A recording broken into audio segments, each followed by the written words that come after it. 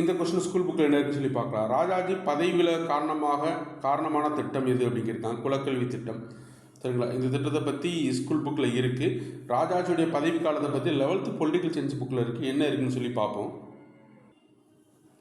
ராஜாஜி 1952-54 முதலமைச்சராக இருந்தார். சென்னை மாகாண அரசியலானது குடியரசு இந்தியாவின் பழமை மாறா சக்திகளுக்கும் சீர்திருத்தவாதிகளுக்கும் இடையே தொடர்ந்து நடக்கும் போராட்ட சாட்சியாகவே இருந்தது. சென்னை மாகாணத்தின் முதல் தேர்ந்தெடுக்கப்பட்ட அமைச்சரை வழிநடத்திய திரு ராஜாஜி மீண்டும் குடியரசினுடைய அரசமைப்பின் கீழ் பள்ளிக்கூடங்கள் எண்ணிக்கையை குறைத்தார். பள்ளிகள் இந்தி மொழியை திணித்தார்.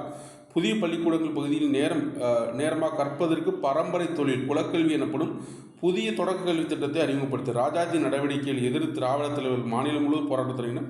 காங்கிரஸ் தலைவரின் பகுதியிலும் ராஜாஜியின் திட்டத்தால் கோம்படும். இதுவே ராஜாஜி பதவி விழுவதற்கு காரணமாக அமைந்த திட்டம் என்று நேரடியாக அப்படியே ஸ்கூல் புக்கில் இருக்குது. 11th political science.